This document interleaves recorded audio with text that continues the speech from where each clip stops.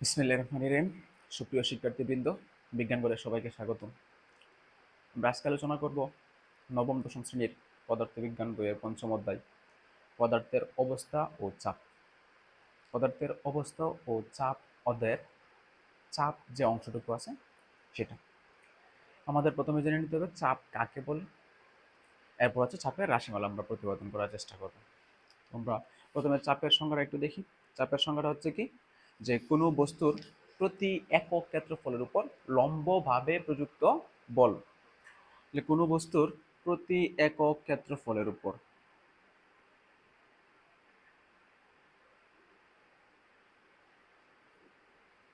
প্রতি একক ক্ষেত্রফলের উপর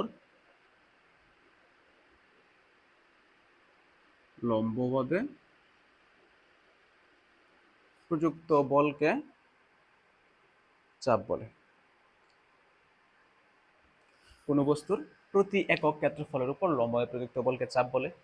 চাপের ইংরেজি হচ্ছে প্রেসার। তো ওইখান থেকে চাপকে পি দ্বারা প্রকাশ করা হয়, লেখে পি দ্বারা প্রকাশ করা হয়।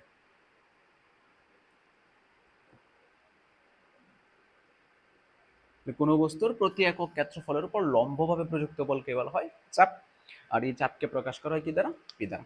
আমরা একটু দেখি, ধরে নেই যে এখানে এ প্রস্থচ্ছেদের ক্ষেত্রফল বিশিষ্ট একটা বস্তু আছে। এ ক্ষেত্রফলের উপর আমরা এফ বল প্রয়োগ করতেছি, ধরে লম্বভাবে নিচের দিকে এফ বল প্রয়োগ করতেছি। তাহলে এই বস্তুটার প্রস্থচ্ছেদের ক্ষেত্রফল হচ্ছে এ, তাহলে এ ক্ষেত্রফলের উপর লম্বভাবে প্রযুক্ত বল হচ্ছে এফ। তাহলে আমরা এখানে দেখবো যে একক ক্ষেত্রফলের উপর, একক ক্ষেত্রফল মানে কি হচ্ছে 1 মিটার স্কয়ার ক্ষেত্রফলের উপর প্রযুক্ত বল। তাহলে ধরি ধরি এ ক্ষেত্রফল বিশিষ্ট কোনো বস্তুর উপর এফ বল প্রয়োগ করা হচ্ছে। এ ক্ষেত্রফল বিশিষ্ট কোনো বস্তুর উপর এফ বল লম্বভাবে ক্রিয়া করছে।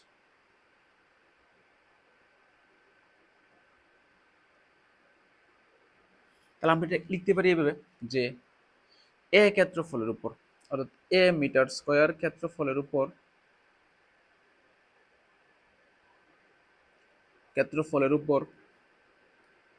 প্রযুক্ত বল হচ্ছে এফ। এ মিটার স্কয়ার ক্ষেত্রফলের উপর, কারণ এখানে যে বস্তুটা নেওয়া হয়েছে তার প্রস্থচ্ছেদের ক্ষেত্রফল হচ্ছে এ, এবং এ মিটার স্কয়ার ক্ষেত্রফলের উপর লম্বভাবে এফ বল প্রয়োগ করা হচ্ছে। তাহলে আমরা লিখলাম কি, যে এ মিটার স্কয়ার ক্ষেত্রফলের উপর প্রযুক্ত বল হচ্ছে এফ। তাহলে আমাদের সংজ্ঞায় কি বলা হয়েছিল, যে প্রতি একক ক্ষেত্রফলের উপর, একক ক্ষেত্রফল মানে কি 1 মিটার স্কয়ার ক্ষেত্রফল যদি আমরা ধরি, তাহলে সুতরাং যে 1 মিটার স্কয়ার ক্ষেত্রফলের উপর প্রযুক্ত বল কত হবে? F by A. আর কোনো বস্তুর প্রতি একক ক্ষেত্রফলের উপর লম্বভাবে প্রযুক্ত যে বল তাকে কি বলা হয়? চাপ বলা হয়। তাহলে আমরা এখান থেকে এই বস্তুটার প্রতি একক ক্ষেত্রফলের উপর লম্বভাবে প্রযুক্ত বল কতটুকু পেলাম? এফ বাই এ পেলাম। তাহলে এই এফ বাই এই হচ্ছে কি মূলত চাপ। চাপকে প্রকাশ করা হয় কি দ্বারা? পি দ্বারা। তাহলে আমরা চাপ পি সমান কি বলতে পারি? চাপ পি সমান হচ্ছে এফ বাই এ। তাহলে এটাই হচ্ছে চাপের রাশিমালা, চাপ P equal to F by A. আরেকবার একটু বলি, চাপের সংখ্যাটা হচ্ছে কি, যে কোনো বস্তুর প্রতি একক ক্ষেত্রফলের উপর, প্রতি একক ক্ষেত্রফল বলতে কি বোঝাচ্ছে? চাপের এসআই একক, সরি ক্ষেত্রফলের এসআই একক হচ্ছে মিটার স্কয়ার। তা আমরা একক ক্ষেত্রফল বলতে 1 মিটার স্কয়ার বুঝবো। তাহলে 1 মিটার স্কয়ার ক্ষেত্রফলের উপর লম্বভাবে প্রযুক্ত যে বল তাকে বলা হবে কি? চাপ। চাপের ইংরেজি হচ্ছে প্রেসার। তো এখান থেকে তাকে প্রকাশ করা হয় কি দ্বারা? পি দ্বারা। এরপর আমরা ধরে নিলাম যে এ প্রস্থচ্ছেদের ক্ষেত্রফল বিশিষ্ট একটা বস্তু আছে যার উপর এফ বল লম্বভাবে প্রযুক্ত হচ্ছে। এটা লিখলাম যে ধরি এ ক্ষেত্রফল বিশিষ্ট, অর্থাৎ এ মিটার স্কয়ার ক্ষেত্রফল বিশিষ্ট কোনো বস্তুর উপর এফ বল লম্বভাবে ক্রিয়া করছে বা ক্রিয়া করা হচ্ছে। তারপর এটা কিভাবে লিখতে পারি, যে এ মিটার স্কয়ার ক্ষেত্রফলের উপর প্রযুক্ত বল হচ্ছে এফ।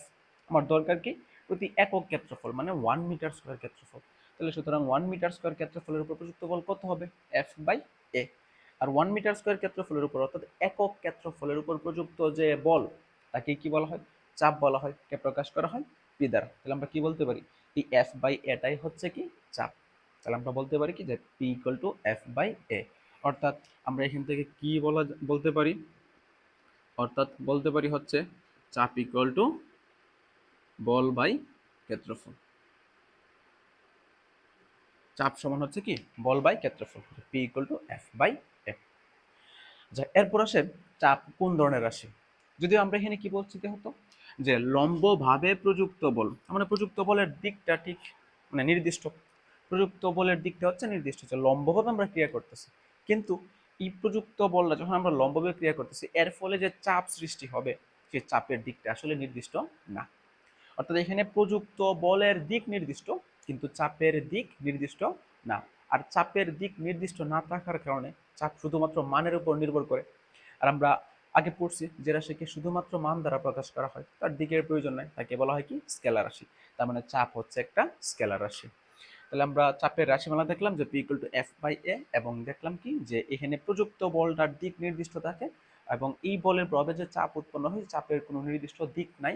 আর দিক না থাকার কারণে শুধুমাত্র মানের উপর নির্ভরশীল।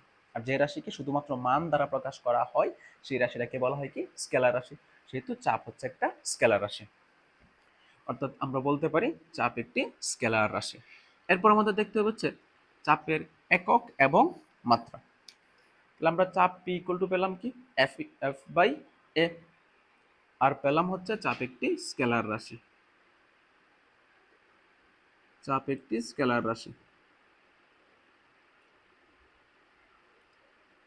আচ্ছা, এখন এখানে আমরা কটা রাশি রাশি পেলাম? তিনটা রাশি, চাপ, বল, ক্ষেত্রফল। এখন আমরা চাপের সাথে বাকি দুইটার সম্পর্ক একটু দেখার চেষ্টা করব। আমাদের জানা আছে যে সমান এবং ধ্রুবক, এই দুটাকে যদি আমরা তুলতে চাই তার বদলে আমরা কি দিই? সমানুপাতিক চিহ্ন দিই। একই রকম ভাবে সমানুপাতিক চিহ্ন তুলতে চাইলে আমরা কি দিই? সমান এবং ধ্রুবক। তাহলে সমান এবং ধ্রুবকের বদলে আমরা দিতে পারি সমানুপাতিক, আবার সমানুপাতিক সরানোর জন্য কি আনতে পারি? সমান এবং ধ্রুবক আনতে পারি। তো আমরা চাপের রাশিমালা পেলাম যে P equal to F by A. আমরা চাপের সাথে একবার বলের সম্পর্ক দেখব, আর একবার ক্ষেত্রফলের সম্পর্ক দেখব। এই সমীকরণে এফ যদি স্থির থাকে, মানে প্রযুক্ত বল স্থির থাকলে কি ঘটনাটা ঘটবে? যে স্থির থাকবে তার কোনো পরিবর্তন নাই, আর যার পরিবর্তন নাই তাকে কি বলা হয়? ধ্রুবক বলা হয়। এফ যদি স্থির থাকে তাহলে এফ এর কোনো পরিবর্তন হবে না, আর এফ এর যেহেতু কোনো পরিবর্তন হবে না, তাই আমরা এফ কে কি বলতে পারবো? ধ্রুবক বলতে পারবো। আর আমরা জানি যার কোনো পরিবর্তন নাই তাকে কি বলা হয়? ধ্রুবক বলা হয়। তাহলে আমরা চাপের রাশিমালায় যে লিখতেছি P is equal to F by A, তাহলে এখানে কি পাচ্ছি আমরা? এই এফটা কি ধ্রুবক হয়ে যাচ্ছে না? যেহেতু সে এখানে স্থির, স্থির তার কোনো পরিবর্তন নাই, যদি পরিবর্তন নাই তাই সে হচ্ছে ধ্রুবক। তাহলে আমরা কি পাচ্ছি? সমান এবং তারপরে পাচ্ছি একটা ধ্রুবক। আর এই সমান এবং ধ্রুবকের বদলে কি দিতে পারি আমরা? সমানুপাতিক। তাহলে দিতে পারি পি সমানুপাতিক। এখন ধ্রুবকটা কোথায় অবস্থান করতেছিল? উপরে। আর একটা চলক আছে কই? নিচে। তাহলে আমরা উপর থেকে তো ধ্রুবকটা সরাই নিতেছি, তাহলে থাকবে কত? তার সব 1, আর নিচে থাকবে এ। অর্থাৎ আমরা এখান থেকে কি বলতে পারতেছি? যে চাপ হচ্ছে ক্ষেত্রফলের ব্যস্তানুপাতিক। চাপ হচ্ছে ক্ষেত্রফলের ব্যস্তানুপাতিক, অর্থাৎ চাপ ক্ষেত্রফলের ব্যস্তানুপাতিক। তার মানে আমরা কি বলতে পারি? যে জায়গায় ক্ষেত্রফল বেশি থাকবে ওই জায়গায় চাপটা কি থাকবে? কম থাকবে। অর্থাৎ এ এর মান যদি বাড়ে তাহলে পি এর মানটা কি হবে? কমবে। এখানে ঊর্ধ্বমুখী তীর চিহ্ন দ্বারা বৃদ্ধি বোঝাচ্ছে, আর নিম্নমুখী তীর চিহ্ন দ্বারা হচ্ছে আমরা হ্রাস বোঝাচ্ছি। আবার এর মান যদি হ্রাস পায় তাহলে পি এর মান কি হবে? বৃদ্ধি পাবে। তাহলে চাপ যেহেতু ক্ষেত্রফলের ব্যস্তানুপাতিক, তার মানে ক্ষেত্রফল বাড়লে চাপ কমবে, ক্ষেত্রফল কমলে চাপ বাড়বে। তাহলে ক্ষেত্রফল যদি বেশি থাকে ওই জায়গায় চাপটা কি হয়? কম হয়। যার কারণে আমরা যখন কোনো কিছুতে পেরেক ঢুকাইতে চাই, পেরেকের সামনের প্রান্তটা কি থাকে? সুচালু থাকে, কারণ ওই ক্ষেত্রে তার কি থাকে? ক্ষেত্রফলটা কম থাকে। তখন আমরা বল প্রয়োগ করলে এই ক্ষেত্রে চাপটা কি হয়? বেশি হয়, যার কারণে সহজেই ঢুকে যায়। এইরকম দ্বারা ছুরির ধারালো প্রান্ত দিয়ে আমরা জিনিস কাটতে পারি সহজেই, কিন্তু অপর প্রান্ত দিয়ে জিনিস কাটতে পারি না। কেন? কারণ ধারালো প্রান্তের ক্ষেত্রফলটা কি থাকে? কম থাকে। তাহলে আমরা যখন বল প্রয়োগ করতেছি ক্ষেত্রফল কম থাকার কারণে চাপটা কি হচ্ছে? বেশি হচ্ছে, ফলে সহজেই কাটা যাচ্ছে। আচ্ছা, এরপরে আসি আমরা, যদি এখান থেকে চাপ স্থির রাখি তাহলে কি ঘটনাটা ঘটে? তো আমরা ক্ষেত্রফলের সাথে সম্পর্ক দেখলাম, যখন ক্ষেত্রফলের সাথে সম্পর্ক দেখালাম তখন আমরা বল স্থির রাখলাম। এখন যদি আমরা বলের সাথে সম্পর্ক দেখাই তাহলে আমরা কাকে স্থির রাখবো? ক্ষেত্রফলটাকে স্থির রাখবো। আর যদি ক্ষেত্রফল স্থির থাকে তাহলে কি ঘটনাটা ঘটবে? এই অর্থাৎ এ স্থির থাকলে, আমরা একটু আগেও বললাম যে স্থির থাকে তার কোনো পরিবর্তন নাই, আর যার কোনো পরিবর্তন নাই তাকে বলা হয় কি? ধ্রুবক। তাহলে এখানে এ যদি স্থির থাকে, অর্থাৎ ক্ষেত্রফল যদি স্থির থাকে, রাশিমালা পেলাম হচ্ছে P is equal to F by A. তাহলে যে এ ক্ষেত্রফল হচ্ছে এখানে আমাদের অপরিবর্তনীয়, আর যেহেতু সে অপরিবর্তনীয় তাই সে হচ্ছে ধ্রুবক। তাহলে এ হচ্ছে এখানে ধ্রুবক। আমরা কি পেয়েছিলাম যে সমান এবং ধ্রুবক, তাহলে আমরা এটাকে কিভাবে লিখতে পারি না যে বা P equal two 1/a into F. একটু দেখো, 1 সে নিজেও একটা ধ্রুবক, আর 1/a এ হচ্ছে ধ্রুবক, তাহলে ধ্রুবক বাই ধ্রুবক মানে তো একটা ধ্রুবকই পাচ্ছি আমরা। তাহলে যে সমান এবং ধ্রুবক এর বদলে আমরা কি দিতে পারি, সমানুপাতিক, অর্থাৎ পি সমানুপাতিক হচ্ছে এফ। অর্থাৎ কি বলা যায় এখান থেকে, অর্থাৎ চাপ প্রযুক্ত বলের সমানুপাতিক, প্রযুক্ত বলের সমানুপাতিক। তার মানে কি বলতে পারতেছি আমরা, অর্থাৎ যে প্রযুক্ত বল যদি বেশি হয়, যেহেতু সমানুপাতিক, তাহলে বল যদি বেশি হয় তাহলে চাপও কি হবে, বেশি হবে। আবার বল যদি কম হয় তাহলে চাপও কি হবে, কম হবে।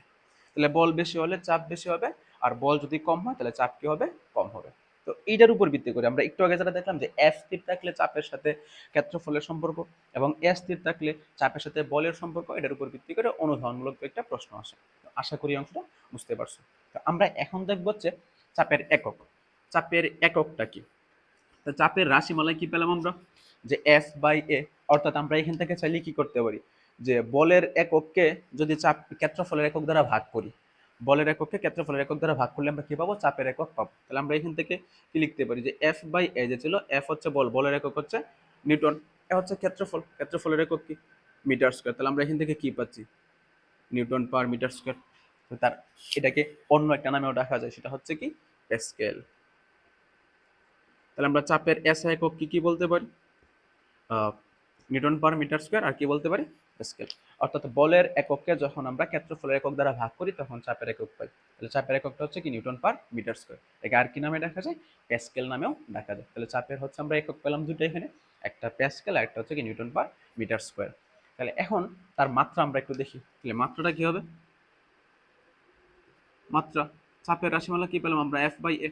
বলের মাত্রাকে যদি আমরা ক্ষেত্রফলের মাত্রা দ্বারা ভাগ করি, বলের মাত্রাকে আমরা ক্ষেত্রফলের মাত্রা দ্বারা ভাগ করলে কি পাবো, চাপের মাত্রা পেয়ে যাবো। তো বলের মাত্রা আমাদের জানা আছে, বলের মাত্রাটা কি, M L T inverse two, M L T inverse two.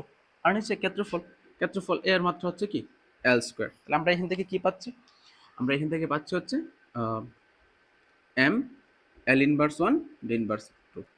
আর আমরা জানি যার মাত্রা বের করবো তাকে তৃতীয় বন্ধনীর ভিতরে রাখতে হবে। তাহলে চাপের মাত্রা হচ্ছে M L inverse one T inverse two. তাহলে চাপের একক হচ্ছে, এস একক হচ্ছে pascal, newton per metre square, আর তার মাত্রা হচ্ছে M L inverse one T inverse two. এখন প্রশ্ন আসতে পারে যে এক প্যাসকেল চাপ কাকে বলে, এক প্যাসকেল চাপ কাকে বলে, চাপ কাকে বলে। তাহলে আমরা যদি এখান থেকে একটু দেখার চেষ্টা করি, আমরা সংজ্ঞায় কি পড়ছিলাম, কোন বস্তুর একক ক্ষেত্রফলের উপর, তার মানে এ এর মান সবসময় কত ধরে নেব আমরা, 1 মিটার স্কয়ার, 1 মিটার স্কয়ার। তাহলে এক প্যাসকেল চাপ, তাহলে এই যে P equal to F by A রাশিমালাটা পেলাম, এখানে পি এর মান হচ্ছে 1, পি এর মান 1, আর এ এর মান সবসময় 1 থাকবে। যেহেতু মাঝখানে সমান আছে তার মানে বাম পক্ষ এবং ডান পক্ষ কি হওয়া লাগবে, সমান হওয়া লাগবে। তাহলে বাম পক্ষের মান 1, তাহলে ডান পক্ষের হরে আছে 1, তাহলে লবের মান কত হইলে 1 হবে, 1 হইলে 1 হবে। অর্থাৎ সহজ হিসাব, যত প্যাসকেল চাপ বলা হবে ক্ষেত্রফলের মান 1 মিটার স্কয়ার ধরে তত নিউটন বল আমরা প্রয়োগ করব। যত প্যাসকেল চাপ বলা হবে ক্ষেত্রফলের মান 1 মিটার স্কয়ার ধরে তত নিউটন প্রযুক্ত বল ধরে নেব। তাহলে 1 প্যাসকেল চাপ বলতে কাকে বলা হয় বা কি বোঝায়, যে কোনো বস্তুর 1 মিটার ক্ষেত্রফলের উপর, 1 মিটার স্কয়ার ক্ষেত্রফলের উপর 1 নিউটন বল প্রয়োগ করলে যে চাপ সৃষ্টি হয় তাকে বলা হবে কি 1 প্যাসকেল চাপ। তাহলে কোনো বস্তুর 1 মিটার স্কয়ার ক্ষেত্রফলের উপর 1 নিউটন বল প্রয়োগ করা হলে যে চাপ সৃষ্টি হয় তাকে 1 প্যাসকেল চাপ বলে। তাহলে আমরা যদি এখানে 5 প্যাসকেল চাপ বলি তাহলে হবে কি, কোনো বস্তুর 1 মিটার স্কয়ার ক্ষেত্রফলের উপর 5 নিউটন বল প্রয়োগ করা হলে যে চাপ সৃষ্টি তাকে 5 প্যাসকেল বলবে। যদি 10 প্যাসকেল চাপ বলি, কোনো বস্তুর 1 মিটার স্কয়ার ক্ষেত্রফলের উপর 10 নিউটন বল প্রয়োগ করা হলে যে চাপ সৃষ্টি হয় তাকে 10